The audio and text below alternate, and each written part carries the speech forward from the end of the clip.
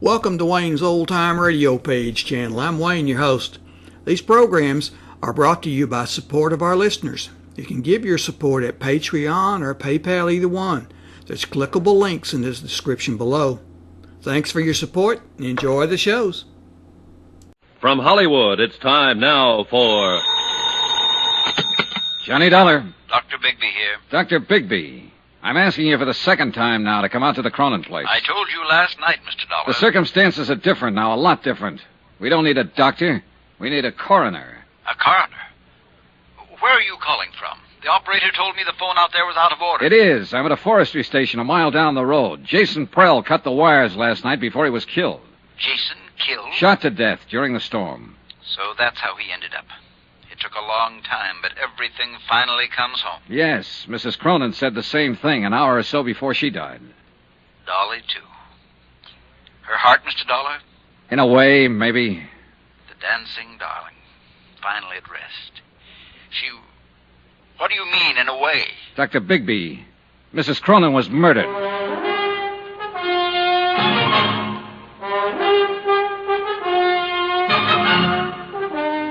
Tonight and every weekday night, Bob Bailey in the transcribed adventures of the man with the action-packed expense account, America's fabulous freelance insurance investigator. Yours truly, Johnny Dollar.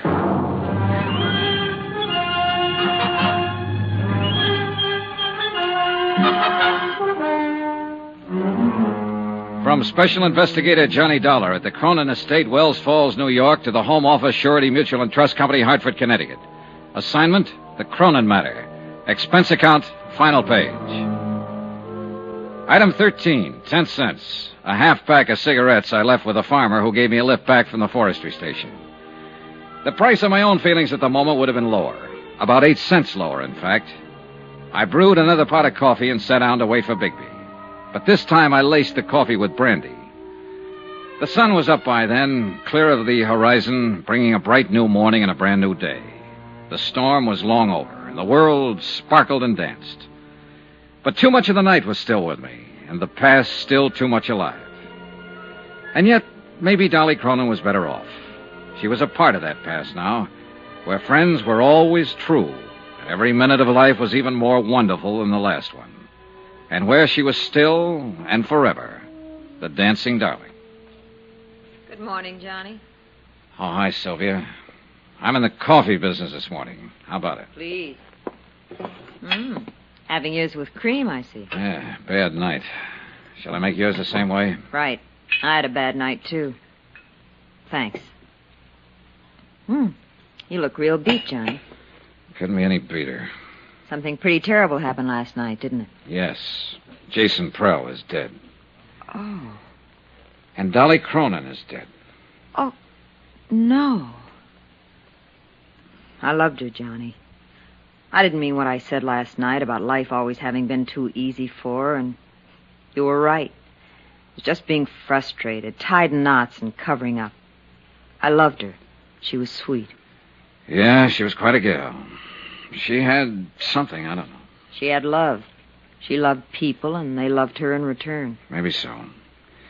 Anyway, I guess this belongs to you now. The necklace? The circle of fire? What do you mean it belongs to me? She made a will last night. I witnessed it. She left the necklace to you. I just can't believe it. Johnny, can I put it on? Why not? It's yours. She wanted you to have it. Ah, you look good in it. I just can't believe it, Johnny. Well, before you get carried away too far, maybe you'd better brace yourself. Oh, it's not mine after all. Oh, it's yours, all right. But it's not real. What? It's a good copy, worth maybe $400 or $500, but that's all. Well, I don't understand. It's so well known. The circle of fire. It's been written up over and over. Yeah, from old records. But nobody's really examined it for years, since before Barnaby Cronin died. It's been locked up in a bank vault until I took it out. Was there ever a real one? Yes, originally. But it was broken up and disposed of years ago. Jason Prell knew it, was in on the substitution, I suppose. That's why he was so desperate to steal it from me and get rid of it before I found out it was a copy. He knew that if that deal came to light, it would call attention to some of his other activities, worse ones. What do you mean? Prell had complete charge of Mrs. Cronin's estate. He told me it was worth practically nothing. But according to records I saw in New York, it amounted to over $1 million in the beginning. He was stealing her blind all these years. Oh, it was easy. She was alone in the world, knew nothing about business. She trusted him, thought he was her friend. She trusted everybody, much too much. Well, she sure trusted the wrong ones, including her husband. Barnaby? Sure. What do you think disposed of the necklace and slipped her a copy after making such a big deal out of his fabulous wedding gift? A phony. And she worshipped him. The king. In her book, the man who could do no wrong. Well, in the business book, he didn't do much else but wrong. According to the records, most of his deals were pretty shady. Especially after he and Prell teamed up. Yes, Miss Atherton? Dr. Bigby is here to see you. All right, show him in. Mr. Dollar, I wouldn't believe too much of what he says. He's a chronic drunk. Yes, I remember you telling me. Show him in. Yes, sir. Well, I was just thinking, Johnny. Mrs. Cronin didn't know any of this, I assume. no, she was safe in her dream world. And she thought she was giving me the real necklace. That's right. It's crazy. And kind of wonderful, isn't it? Just like that, she gave me something she thought was worth $500,000. Just because I was nice to her and liked her. You know something, Johnny? What? I'm just as glad it is a copy. It's beautiful, and I love wearing it. I'd have been scared of the real one. And I'll always remember that, like that dream world of hers, she thought it was real. One more question left, but a big one. The question of murder. And I already had the answer. I was sure of it. And I knew there was nothing I could do about it. Dr. Bigby was a man under 60, but he looked years older, a harried man, tired and worn. He sat down for a moment and we talked. And I began to realize that here was another man who'd been under Dolly Cronin's spell, and who was shocked and hurt by her dying. It was a remarkable thing and a difficult one to explain, Mr. Dollar. Like many another, I suppose, I often wondered why I felt the way I did about her. It was a sort of magic she had. Yeah, I know. Even as a girl here in the village, she had that same power and had it without knowing it. Everybody loved her. No, not quite everybody. At least one person didn't. Yes, you mentioned on the phone the word murder. That's right, Dr. Bigby. Who killed her? A man we can't touch because he's already dead. Jason Prell. Well, he's done about everything else, I guess. I wouldn't put it past him. What do you base it on, Mr. Dollar? A bottle of pills. Prell supposedly went to Tupper's Lake last night and got a prescription filled for Mrs. Cronin.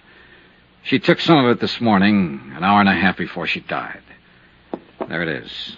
I'd seen the bottle on the train coming up with a few tablets left on the same prescription. And these are different.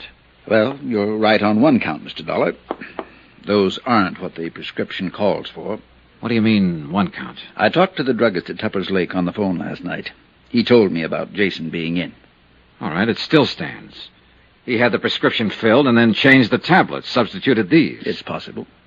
Would you happen to know what they are without having them analyzed? I've got a pretty good idea, but I'll wait until I've examined her before I'll say positively. Mr. Dollar, I'd like to explain why I wouldn't come out when you called me last night. Yeah, I wish you would. I'd been drinking. So I gathered. I'd been drinking that other time, too, and I'd made a mistake. I didn't want to make another one. Just what do you mean? When Barnaby Cronin died here, I signed the death certificate. Yes, I know. I hadn't treated him. He was dead when I came out. I called it a heart attack. I was drunk. And I was wrong. Barnaby was poisoned. Go on. I didn't suspect it until later. And then I was afraid to do anything about it. I'd signed that certificate, and I knew it would break me. So I kept still. And I consoled myself with drink. And finally, it broke me. So the same end result was achieved.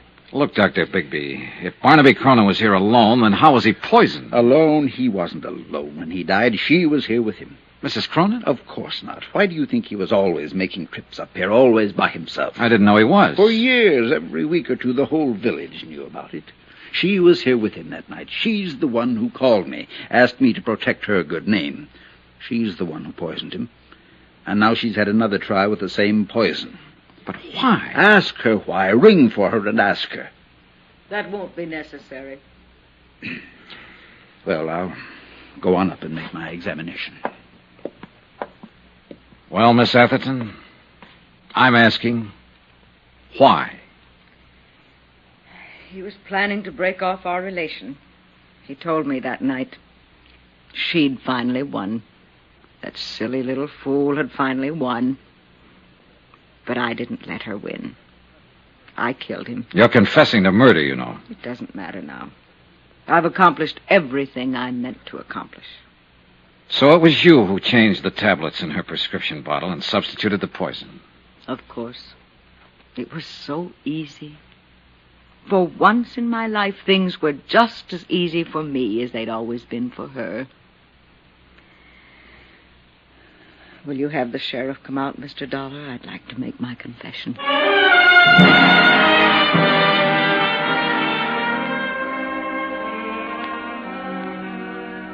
It's odd how things work out sometimes, Mr. Dollar. Yeah. Mrs. Cronin said something like that last night. I was pretty certain when you showed me the tablets, but I wanted to make my examination first. What do you mean? After Barnaby died and I started to suspect Miss Atherton, I managed to steal the poison from her in order to analyze it. I substituted harmless tablets of the same general appearance. And those are what she's kept all these years? What she gave to Mrs. Cronin? That's right. They were perfectly harmless. But in that case... Dolly Cronin died from a heart condition. The tablets had nothing to do with it. In a sense, Dolly died the same way she lived, from natural causes. Expense account item 14, $83.90. Incidentals and transportation from Wells Falls back to Hartford. Expense account total, $263.30. End of account, end of report. Remarks? The insurance angle here seems a little muddy. Premiums were paid for years on an item that didn't exist. And yet, no claim was filed, and none will be. So, well, I leave it to your legal eagles. Me, I'm beat and tired and maybe a little sad. I've come out of this with a kind of nostalgia. And for a time and place I never even knew. And I'm halfway in love with a girl back in that time and place. A girl I've never seen. Oh, sure, I know. It's a dream world and a dream girl, and none of it exists. But it's too bad. I wish it did. Because she must have been a honey. A real sweetheart. A dancing darling. Yours truly, Johnny Dollar.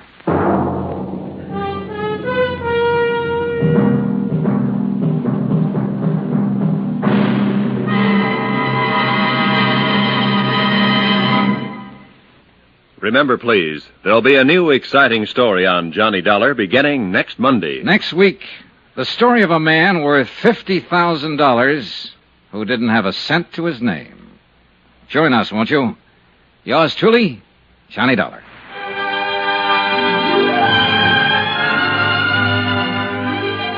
Yours truly, Johnny Dollar, starring Bob Bailey, is transcribed in Hollywood. Written by Les Crutchfield, it is produced and directed by Jack Johnstone. Heard in this week's cast were Virginia Gregg, Shirley Mitchell, Vivi Janis, Barbara Fuller, Benny Rubin, John Daner, and Parley Bear. Musical supervision by Amerigo Marino.